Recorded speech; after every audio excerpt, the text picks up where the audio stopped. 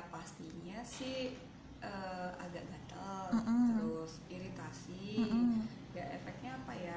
Sebenarnya namanya bahan kimia ya. Mm-mm. Jadi walaupun dia efeknya nggak sekarang ya nanti gitu. Mm-mm. Mm-mm. Yang paling jelas itu kadang beruntusan juga termasuk. Iya, itu termasuk pasti. Mm-mm. Apalagi kalau misalnya kita langsung timbul jerawat, berarti kan itu kurang higienis. Entah Mm-mm. itu bagian dari pengaplikasiannya Mm-mm. atau dari produknya, itu bisa Mm-mm. jadi gitu. Oke, Atau memang kulit kliennya itu sendiri memang sih sensitif. sensitif. Oke, kalau mengenai cara memilih produk yang cocok gitu buat Mm-mm. kita, termasuk mungkin mulai dari foundation gitu, Iya, dilihat dari apanya, Mbak?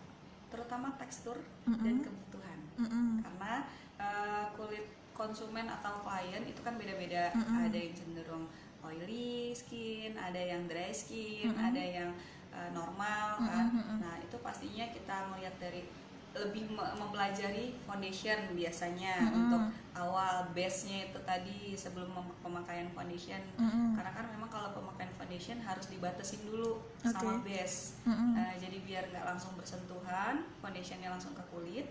Jadi untuk muka yang oily itu kita harus tahu gimana teksturnya, Mm-mm. apakah harus pakai yang cair kah, yang padat kah, Mm-mm. sama hal yang sebaliknya untuk yang dry skin. Oke. Gitu.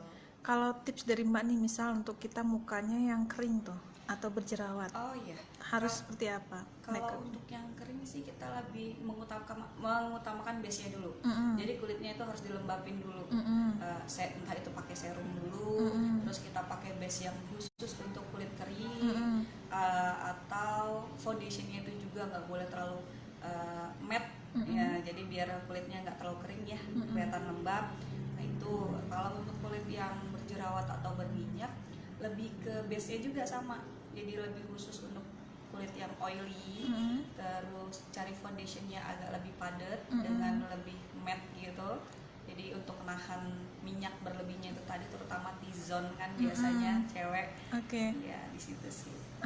Kalau untuk pemilihan lipstick sebenarnya yang recommended untuk dipakai sehari-hari yang seperti apa, Mbak, teksturnya? Tergantung tekstur bibir juga. Mm-mm. Kadang kan ada yang kering tuh memang.